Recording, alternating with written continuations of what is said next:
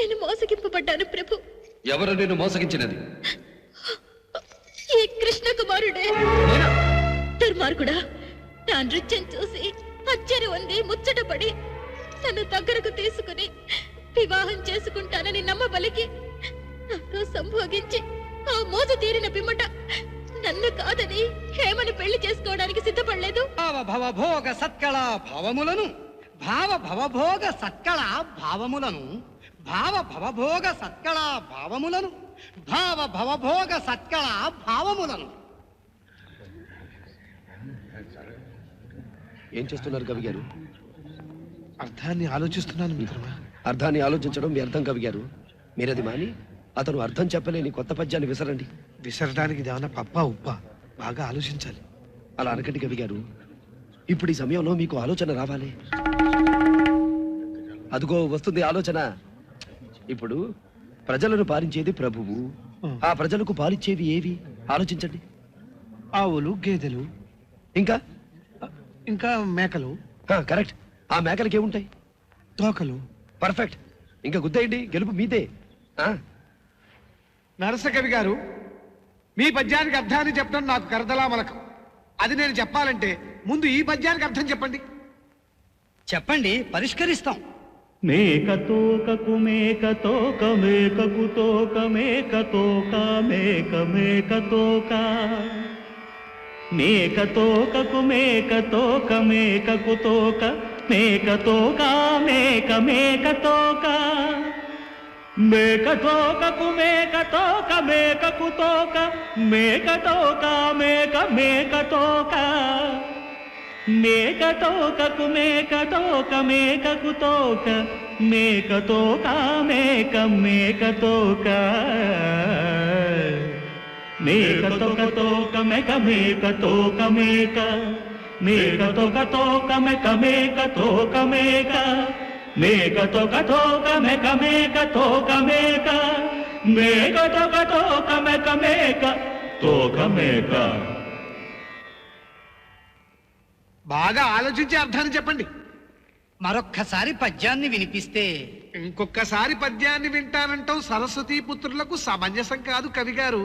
అందున తమరు అవధానులు. ప్రభువులకు జయం. నేను ఓటమిని అంగీకరిస్తున్నాను. నాకు సెలవు ఇప్పించండి. జయమైనా పరాజయమైనా మీరు మా ఆస్థానానికి విచ్చేసిన కవీశ్వరుడు. మా ఆతిథ్యాన్ని స్వీకరించండి. కృష్ణకుమార, నిన్న మీరు చెప్పిన జోస్యము నిజమైనది. రామకృష్ణ కవి గెలుపులో మీ బాధ్యత ఎంతున్నదో మేము గుర్తించాం. మేమిచ్చిన మాట ప్రకారం మిమ్మల్ని ఘనంగా సత్కరిస్తాం.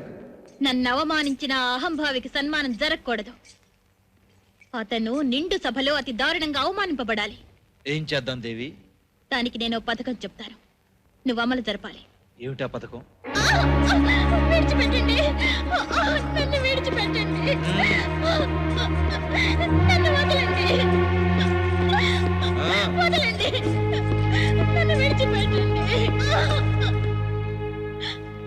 సేనాని, ఏమది? క్షమించండి ప్రభు.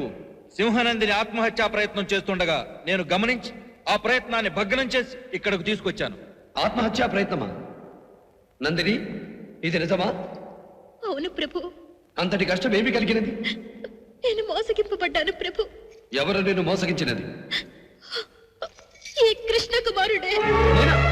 దుర్మార్గుడా, నా నృత్యం చూసి ఆశ్చర్యం ఉంది, ముచ్చటపడి నన్ను దగ్గరకు తీసుకుని వివాహం చేసుకుంటానని నమ్మబలికి నాతో సంభోగించి ఆ మోజు తీరిన పిమ్మట నన్ను కాదని హేమని పెళ్లి చేసుకోవడానికి సిద్ధపడలేదు. ఇది మోసం కాదా? Shut up dirty woman. నేను నిన్ను పెళ్లి చేసుకుంటానన్నానా? ప్రభు, ఓ రాత్రి ఇవే కామంతో కన్ను మిన్ను గానక నా మీద పడింది. నేను హెచ్చరించి వచ్చేశాను. ఆ కోపంతో నా మీద ఇన్ని అబద్ధాలు కల్పించి చెప్తుంది.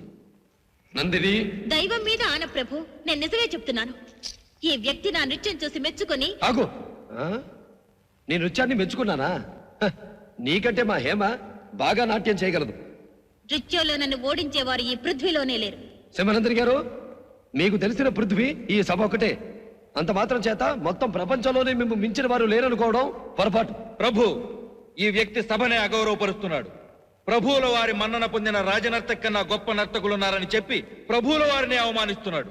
సేనాపతి, ఎందరో మహానుభావులన్నట్లు ఈ యువకుని మాటలలో కూడా సత్యమున్నది కదా? మంత్రివర్య, నాదొక మనవి. ఈ హేమ నాకన్నా బాగా నర్తించగలదని అన్నారుగా. నా నాట్యంతో ఈ హేమను ఓడించగలిగితే ఈ కృష్ణకుమారుడు నా అభియోగాన్ని ఒప్పుకొని నన్ను పెళ్లి చేసుకుంటానని మాటివ్వమనండి. Oh, what nonsense! Dance competition? Okay, నేను రెడీ. నాట్య పోటీ పెట్టమనండి. నిన్ను ఓడించి మళ్ళీ నోరెత్తకుండా చేస్తాను. హేమ, ఏమిటిది?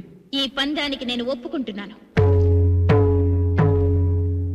అప్పాజీ, ప్రభు, నర్తకి మణులిద్దరు తమంతట తామే పోటీకి ఒప్పుకుంటున్నారు గనక వారి కోరిక మేరకు ఇది ఏర్పాటు చేయించండి. అలాగే ప్రభు, రేపే ఏర్పాటు చేయిస్తాను.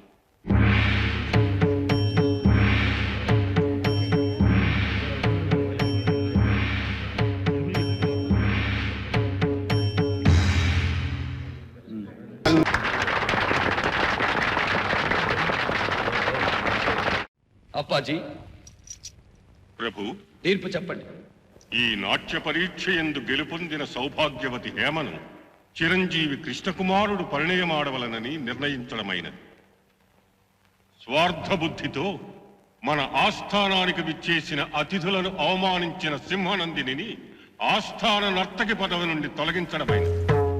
కృష్ణకుమార, మా ఆస్థాన నర్తకి తప్పిదాన్ని మా తప్పిదంగా భావించి క్షమార్పణలను నర్పిస్తున్నాను. మమ్మల్ని మన్నించండి. ఇది మీ ఉదారతకు నిదర్శనం, మీ గొప్పతనానికి రుజువు ప్రభు. మీ మనసుకి బాధ కలిగించిన మమ్మల్ని క్షమించండి. మా సింహానందని చేసిన కుట్రకి ప్రాయశ్చిత్తంగా మా రాజ్యంలో మీరేం కోరుకున్నా సంతోషంగా సమర్పించుకుంటాం.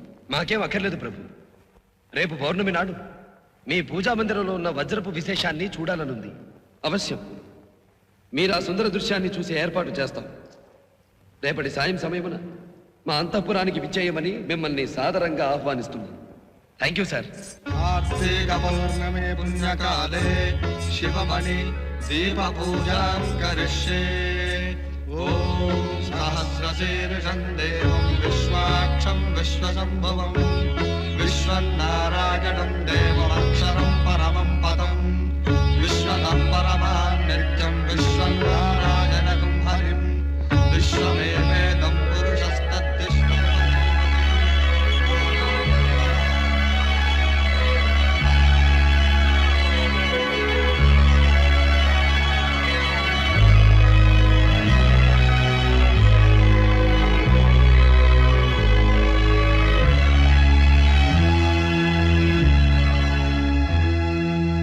అద్భుతం మహారాజా. ఈ విశేషం ప్రతి పున్నమి నాడు కనిపించదు కృష్ణకుమార. కేవలం కార్తీక పున్నమి నాడే ఈ కాంతులు కనిపిస్తాయి. కార్తీక మాసం ఈశ్వరునికి ప్రియమైన మాసం. ఈ వజ్రాన్ని సాక్షాత్తు ఆ పరమేశ్వరుడే మా పితామహులకు ప్రసాదించాడని పెద్దలు చెప్పారు. అందులకే కేవలం ఒక్క కార్తీక పున్నమి నాడే ఈ వింత ద్యోతకమవుతుంది. ఎవరూ వర్ణించడానికి వీలు కాని ఆశ్చర్యానికి లోనయ్యాం మేము. కృతజ్ఞులం.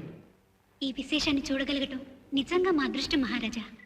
నన్ను ప్రభువుల ఆగ్రహానికి గురి చేసిన ఆధముడి మీద తక్షణం నేను కసి తీర్చుకోవాలి. ఎలా దేవి? 2 దినముల్లో ఆ కృష్ణకుమారుడు తమ దేశానికి పయనమైపోతున్నాడు. ప్రమాదాన్ని సృష్టించాలి, ప్రయాణాన్ని ఆపాలి. ఆ అహంభావిని ప్రభువుల క్రోధాగ్ని జ్వాలల్లో తెలభోలా మాడి మసైపోయేలా చేయాలి.